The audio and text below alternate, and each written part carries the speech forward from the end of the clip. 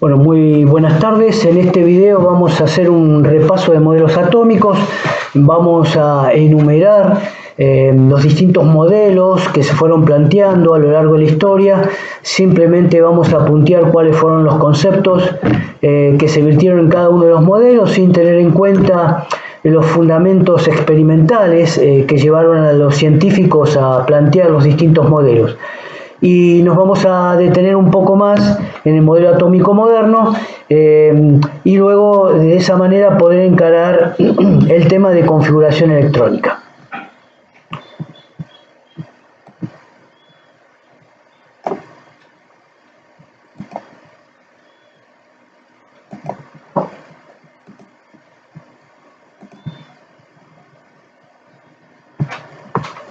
Bien, como les decía, vamos a ir a través de la historia viendo los distintos modelos y aparece unos 500 años antes de Cristo, Demócrito como discípulo de Leucipo, pensando de qué manera podía estar constituida internamente la materia. No es un modelo lo que plantea Demócrito, porque los modelos están planteados por los científicos, por la ciencia, y pensemos que pasaron más de 2000 años para que realmente el hombre pueda generar lo que llamamos hoy ciencia. Entonces, sí es interesante ver o rescatar los pensamientos de Demócrito, porque sentó bases para establecer lo que llamamos hoy las teorías atómicas. Demócrito planteaba que la materia podía dividirse, pero que esa división no era infinita, sino que si comenzamos a dividir un material nos encontraríamos con una mínima porción de materia que sería indivisible. Esta mínima porción de materia que no podía ser dividida, Demócrito la llamó átomo. Átomo justamente significa sin división o indivisible. Esa mínima porción de materia que imaginó Demócrito, que no podía ser dividida, mantendría todas las propiedades macroscópicas de la materia. Cuando hablo de propiedades macroscópicas me estoy refiriendo a todas aquellas que podemos ver a simple vista. Es decir, si comenzamos a dividir un trozo de hierro, ¿sí? Podemos ver que ese trozo de hierro, desde el punto de vista de las propiedades macroscópicas, que es brillante, que es duro. Si yo lo empiezo a dividir pedazo a pedazo, yo me encontraría, según Demócrito, con una menor porción de materia que ya no podría ser dividida y que mantendría todas esas propiedades que podemos ver a simple vista. Bien, pasaron más de 2000 años, les decía, para que aparezca John Dalton, hablando todavía no de un modelo, ¿no? Pero sí estableciendo una teoría, es decir, fundamentos teóricos de cómo podía estar constituida internamente la materia. Entonces se imaginaba Dalton que la materia estaba formada por pequeñas partículas, que llamó también átomos, tomando nuevamente esa idea de Demócrito. Y idea en realidad que a través de la historia se fue manteniendo a través de distintos filósofos que fueron llamados los atomistas, que creían justamente en la existencia de los átomos. Planteaba entonces Dalton también que existen distintos tipos de átomos, distintas clases de átomos, y que se diferencian por su tamaño y por su masa. Entonces, por ejemplo, Demócrito imaginaba que todos los átomos de cobre eran iguales y que tenían la misma masa. Por otro lado, se diferenciaban, por ejemplo, de átomos de azufre, que eran diferentes a los átomos de cobre, y que todos los átomos de azufre tienen la misma masa. Bien, les comento que aquí hay un error, ¿no es cierto? Porque átomos de un mismo elemento pueden poseer distinta masa, tema que vamos a desarrollar más adelante, que corresponde al concepto de isótopos. Fíjense que esto es interesante ver cómo a través del tiempo se establecen también teorías que en realidad muchas de ellas, que fueron tomadas como ciertas en su momento, tienen algunos conceptos que son erróneos. los átomos no se crean ni se destruyen, y en una reacción química para Dalton solamente los átomos, en los átomos se produce una redistribución. Esto es básicamente lo que corresponde a lo que Dalton llamó su primer teoría atómica. Bien, a través de distintas experiencias de la conducción de la corriente eléctrica a través de los gases, Thomson descubre la presencia de partículas subatómicas que llamó electrones, y entonces Thomson plantea su modelo atómico, el primer modelo atómico en realidad, que es un modelo atómico estático. Imaginaba Thomson, ya en este momento se conocía que la materia estaba constituida o que tenía naturaleza eléctrica, y que existían dos tipos de cargas, no tanto positivas como negativas. Entonces Thomson imagina a los átomos como una esfera maciza positiva, y que tenía incrustados dentro de esa esfera partículas muy pequeñas llamadas electrones con carga negativa, que neutralizaban la carga positiva de ese átomo. Este modelo es un modelo estático porque no plantea el movimiento de ninguna de las partículas que están dentro del átomo. Bien, conocida los fenómenos de la reactividad, estudiado por los esposos Curie, estudiado por Becquerel, Rutherford realiza una experiencia utilizando partículas alfa, bombardeando una lámina de oro, y a partir de las observaciones, plantea un nuevo modelo atómico, donde supone él que existe en el centro de cada átomo un lugar muy pequeño en relación al tamaño total del átomo, que llamó núcleo. Dentro de este núcleo ubica Rutherford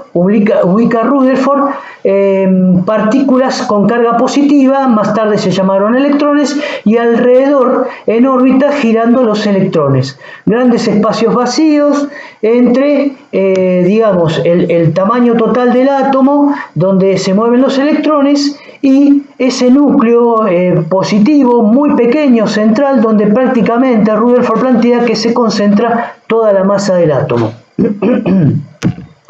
Se sigue manteniendo acá esta idea de que los electrones con carga negativa neutralizan la carga positiva del núcleo.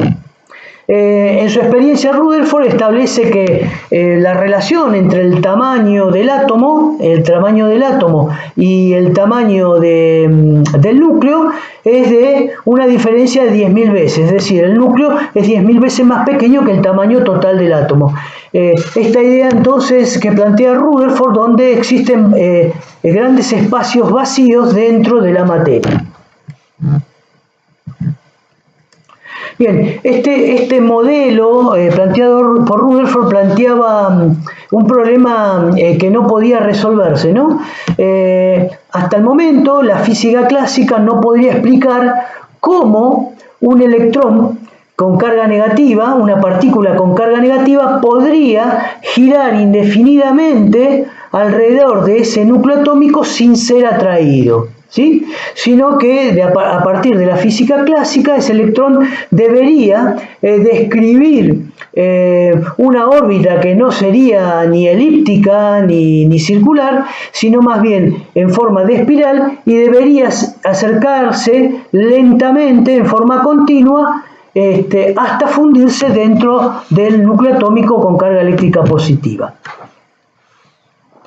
Estudios posteriores de los llamados espectros atómicos, que no son otras cosas que la descomposición de la luz que emiten las sustancias cuando son calentadas, plantea entonces Bohr un nuevo modelo tratando de justificar ese modelo planteado por Rutherford.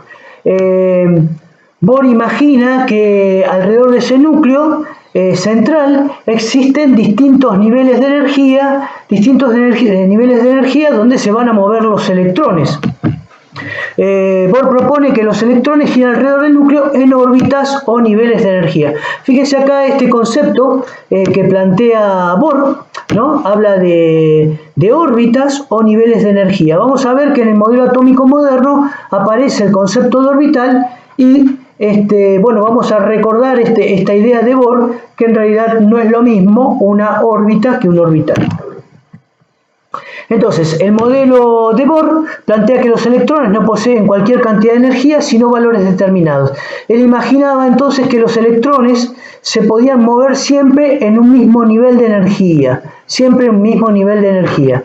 No podían ni emitir ni absorber energía, a menos que de alguna manera desde el exterior se le entregue algún tipo de energía y los electrones podrían pasar de un nivel inferior a uno superior.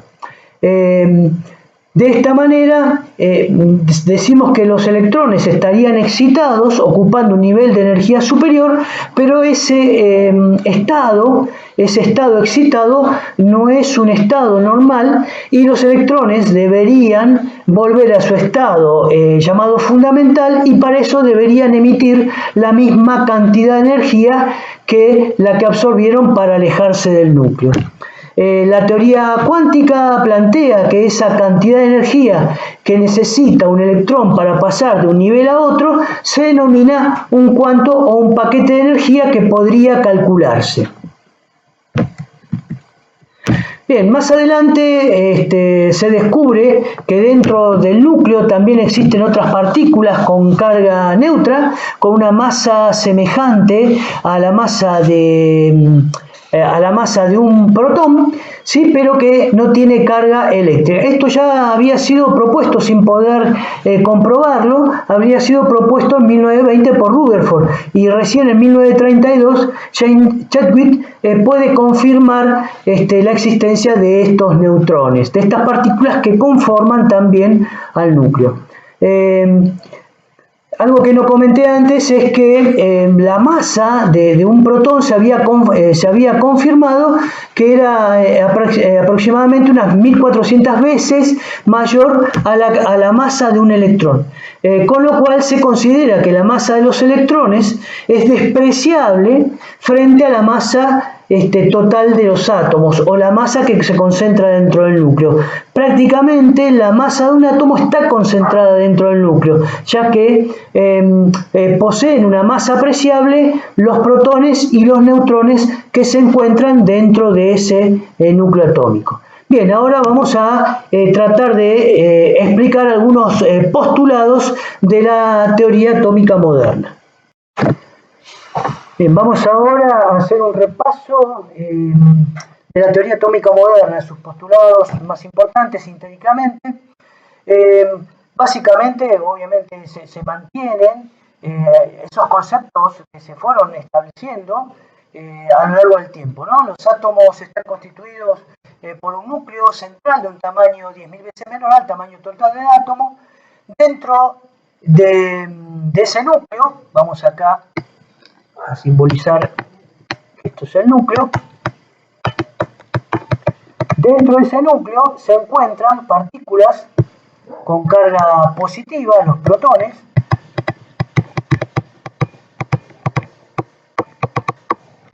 y los neutrones. Prácticamente la masa de los protones y de los neutrones, prácticamente la masa de los protones y neutrones corresponde a la masa total del átomo, porque decíamos que la masa de los electrones es prácticamente despreciable. Alrededor de ese núcleo pequeño existen distintos niveles de energía, ¿sí? Estos niveles de energía no tienen que imaginarse ustedes que son órbitas en líneas, trayectorias a donde se mueven los electrones, sino que son zonas que tienen un determinado espacio, volumen, donde los electrones tienen libertad de moverse, lo hacen al azar, acercándose y describiendo una trayectoria que no es siempre la misma. Como les decía, es una trayectoria al azar. Se pueden acercar, alejar del núcleo, pero siempre dentro de ciertas zonas que se conocen con el nombre de Niveles de energía. A medida que nos alejamos del núcleo, a medida que esos niveles de energía se alejan, aumenta el nivel de energía. Decíamos que en estos niveles se encuentran los electrones, girando alrededor del núcleo. Aumento, decíamos aquí, en este sentido, a medida que nos alejamos del núcleo, aumento de la energía.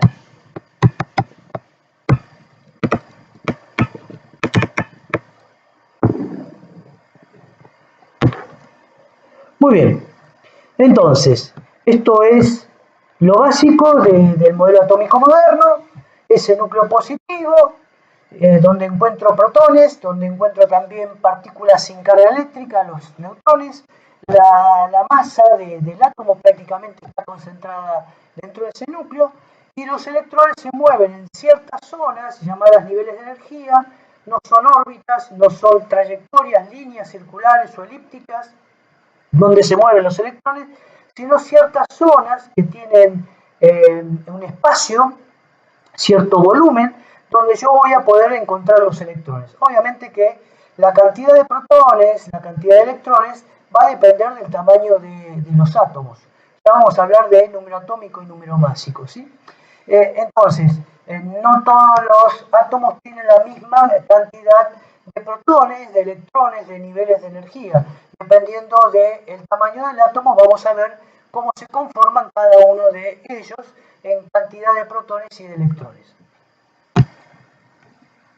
Bien, dentro de estos niveles de energía que comentábamos recién, existen los llamados subniveles o también orbitales. Los orbitales son lugares también en el espacio donde hay máxima probabilidad de encontrar a un par de electrones. Es decir, en cada orbital yo tengo la posibilidad de encontrar como máximo 2 electrones. Existen distintos tipos de orbitales que se diferencian por su forma y por tamaño. Pueden existir dentro de cada nivel uno o más orbitales, pero recordemos que dentro de cada orbital, como máximo, pueden existir un par de electrones. Bien, existen 4 tipos de orbitales que reciben el nombre de S, P, D y F. S, P, D y F. Los orbitales S tienen forma esférica.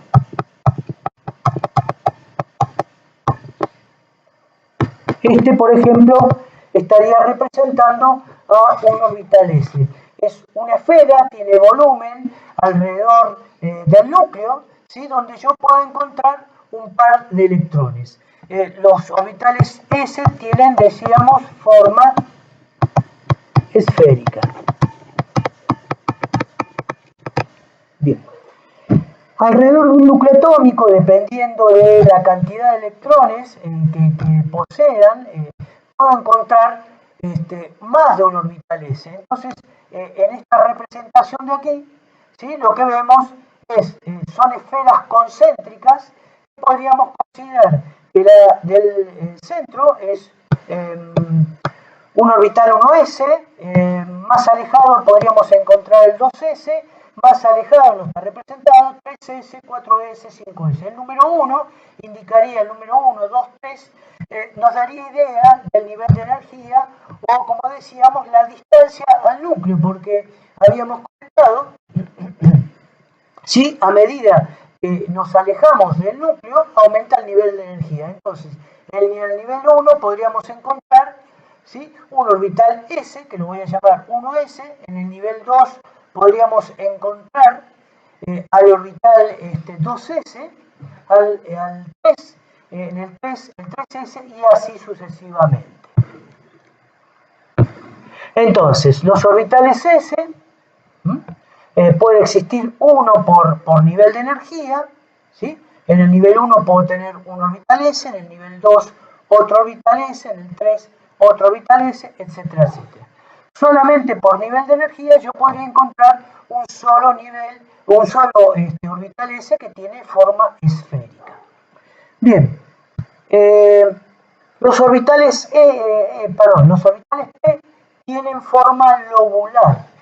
Imagínense, ahora voy a representar con globos estos orbitales, pero lo que tenemos que decir es que los orbitales P tienen tres orientaciones en el espacio, ¿sí? Cuando hablamos de tres orientaciones en el espacio, si nos referimos a los ejes cartesianos X, Y y Z, en cada uno de esos ejes yo encontraría un orbital P, ¿sí? Que puede albergar un par de electrones, recordando el concepto de orbital, donde en cada uno de ellos puedo encontrar un par de electrones, y que van a tener tres orientaciones posibles en tres ejes distintos. Entonces, esto representarían orbitales, perdón, un segundo. Estos representarían orbitales P, ¿sí? Que tienen, decíamos, forma lobular. Lobular significa en forma de lóbulo. Sobre el eje X, yo tendría a un orbital que tiene dos zonas, hacia un lado y hacia otro sobre el eje, ¿sí? Donde yo podría encontrar un par de electrones, ¿sí?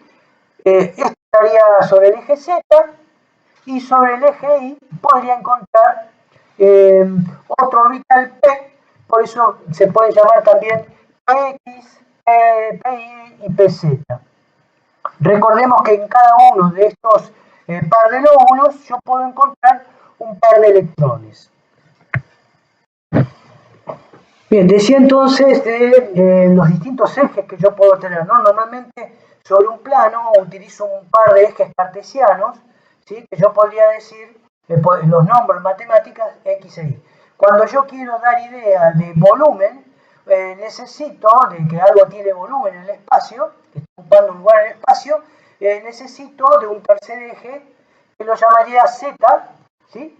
Que sería perpendicular al plano, es decir, fíjense que estoy poniendo un tercer eje perpendicular al plano, en este caso, de la pantalla, ¿sí? Entonces, tres ejes cartesianos, X, Y, Z, están cada uno de ellos a 90 grados. Entonces, sobre cada uno de estos ejes,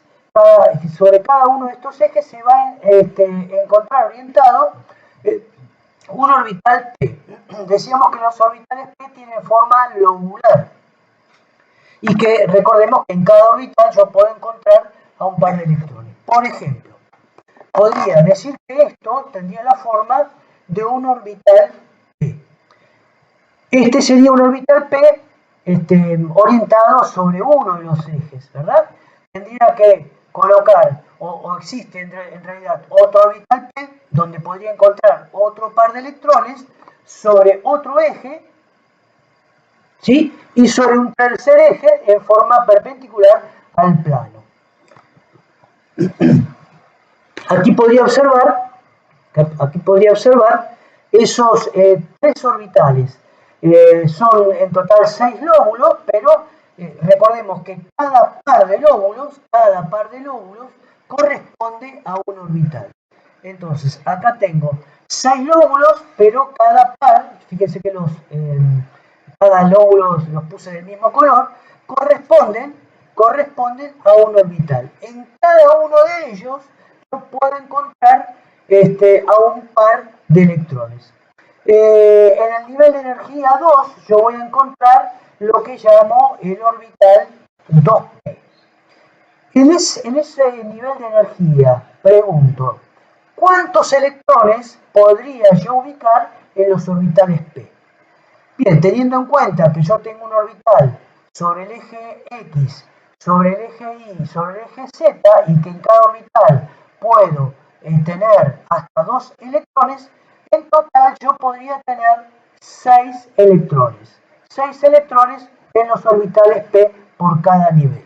Ya vamos a ver ahora, luego, cómo se utiliza esto para escribir lo que llamamos configuración electrónica. Bien, en cada nivel de energía yo puedo tener con excepción al nivel número 1, un orbital p donde yo podría tener hasta 6 electrones ubicados en esos orbitales p, o 3 orbitales p en realidad, donde cada uno de ellos puedo encontrar 2 electrones. En el nivel 2 podría encontrar otros 3 orbitales p, ¿sí?, de forma lobular, pero de un tamaño mayor. O sea, un tamaño de espacio, de volumen, donde yo podría encontrar a ese par de electrones. En el nivel 3 podría tener otro orbital p, también de mayor tamaño. Recuerdo que la cantidad de orbitales que pueda tener un átomo depende de la cantidad de electrones que tenga. Bien, en el caso de los orbitales d, habíamos nombrado 4 tipos de orbitales.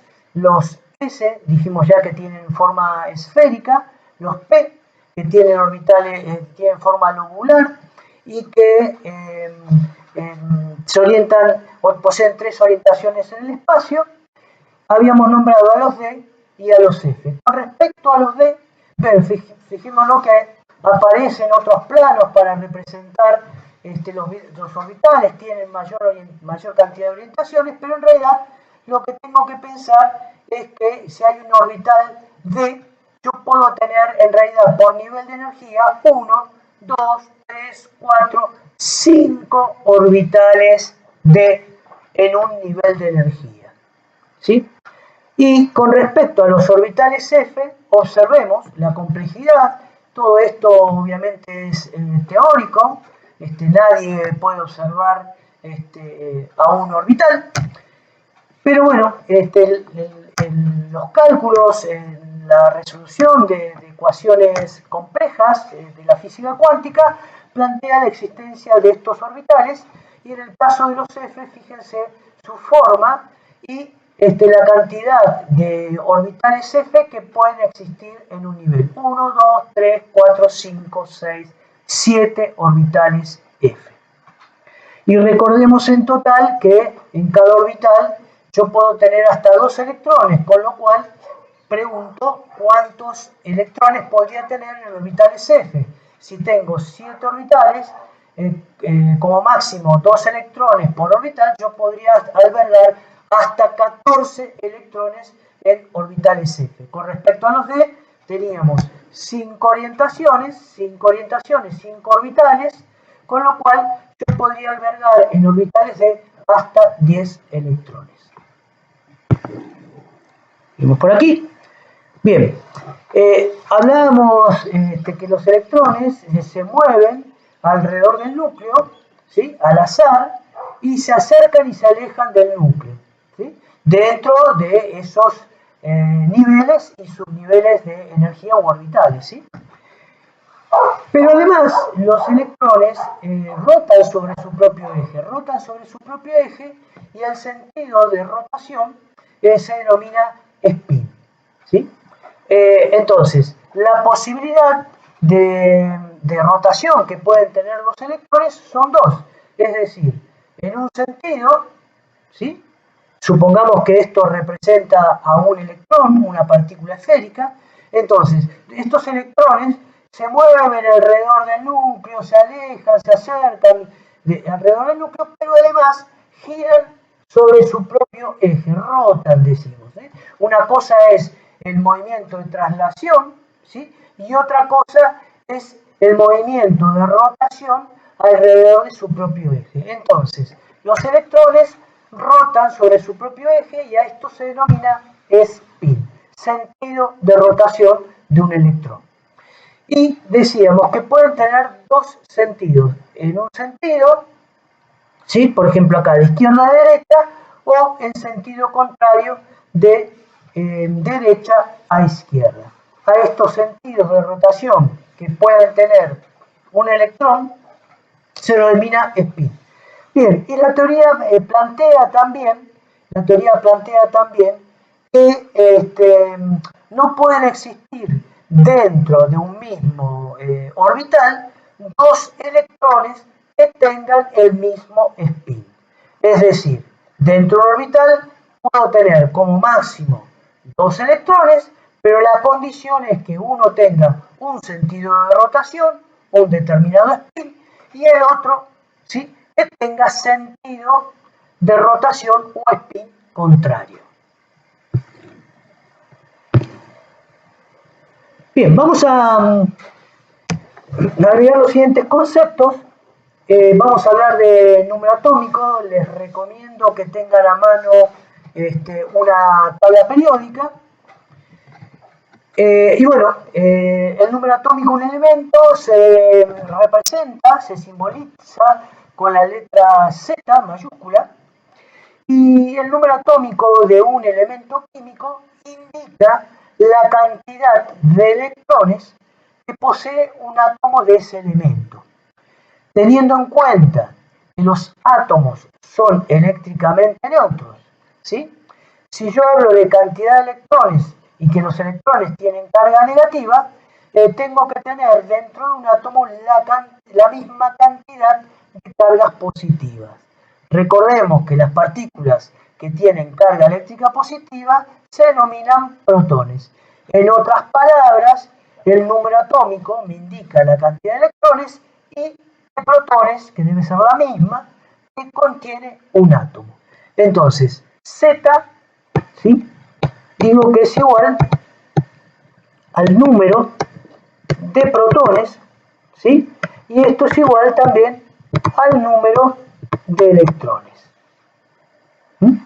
Bien, el número másico, por su parte, se va a simbolizar con la letra A mayúscula y me indica la cantidad de protones y de neutrones presentes en el núcleo. Recordemos que dentro del núcleo atómico encontramos protones y neutrones. El número másico, o también conocido como masa atómica, ustedes lo van a tener que buscar en la tabla periódica como masa atómica, se representa con la letra A. El número másico, digo que es el número de protones más el número de neutrones.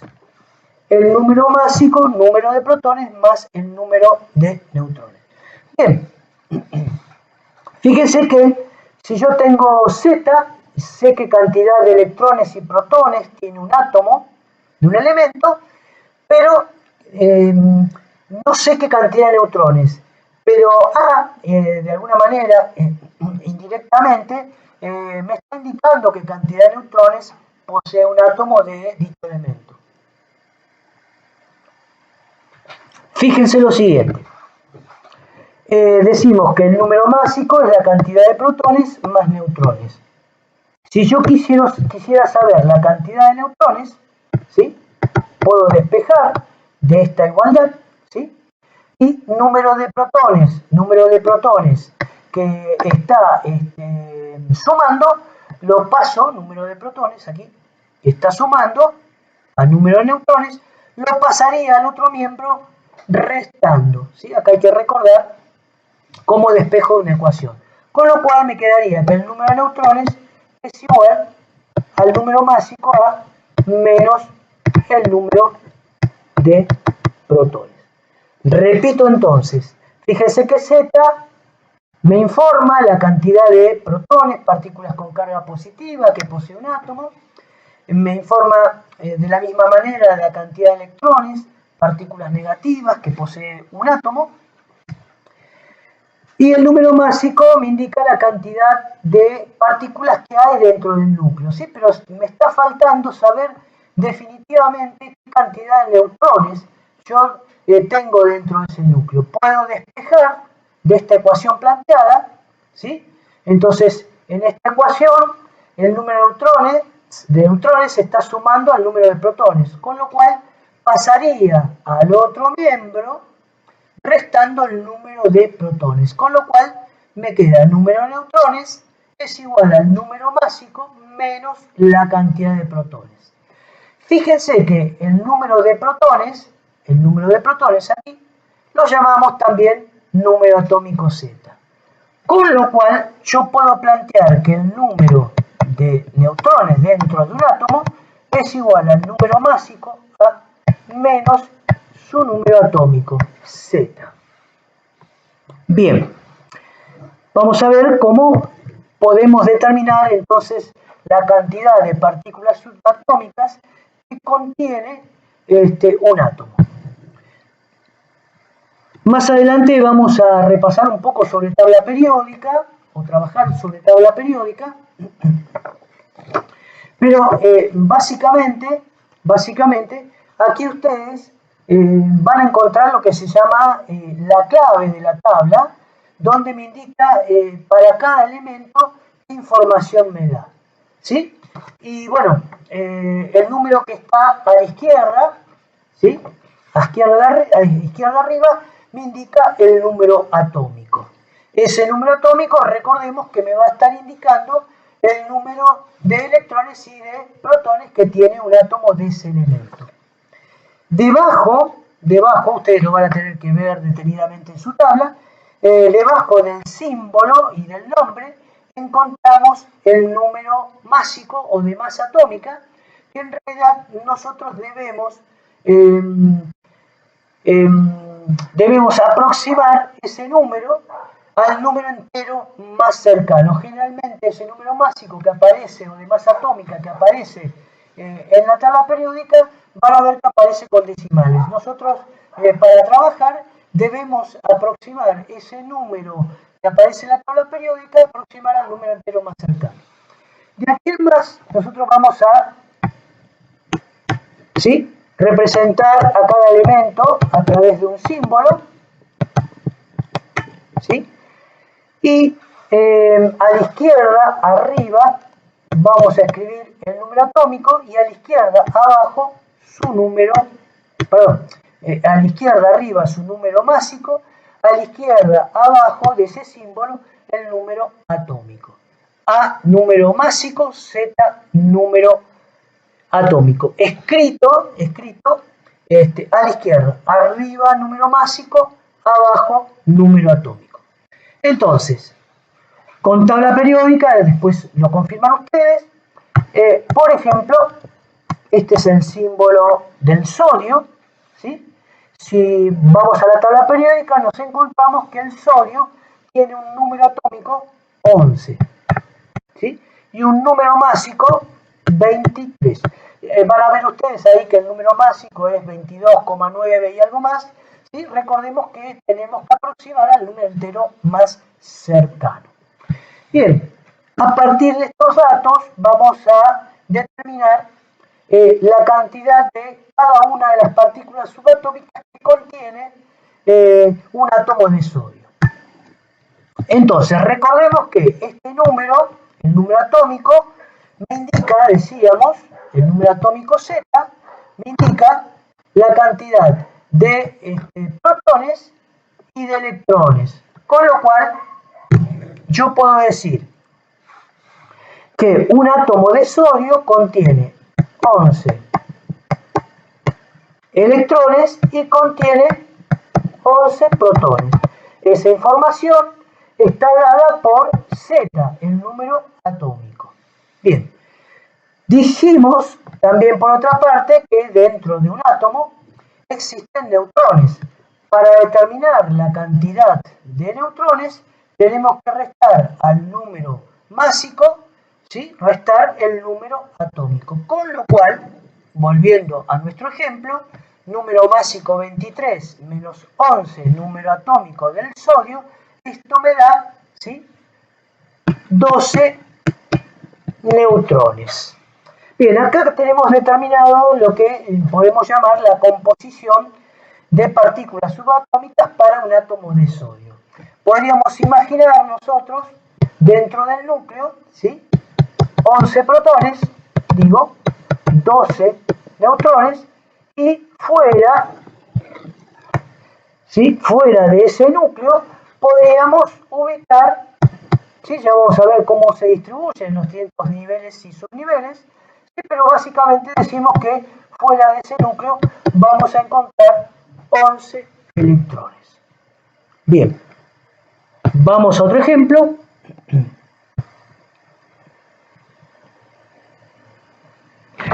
Por ejemplo, símbolo para el elemento bromo, Br, ¿sí? Vamos a buscar en la tabla periódica los datos del número másico y número atómico. Para el bromo, el número másico, lo escribo acá arriba, decíamos, 80, y su número atómico es 35. ¿Sí? Número másico para el bromo, 80, número atómico, 35. ¿Qué datos extraigo del número atómico y el número másico?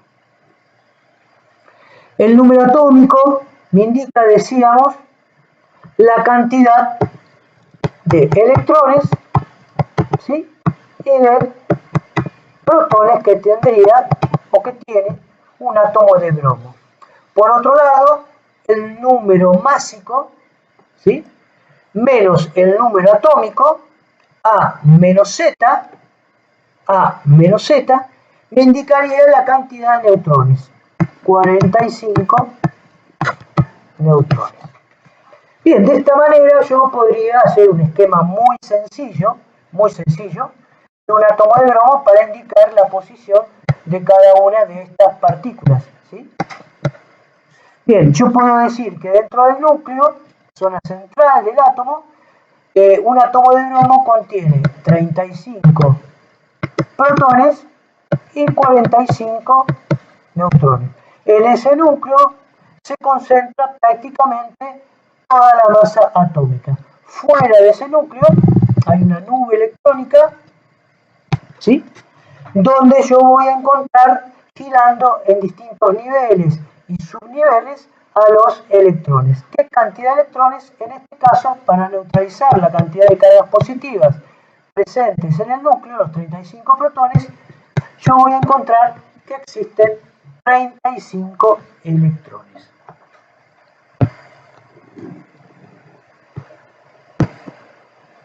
Vamos a plantear un ejemplo más. Por ejemplo,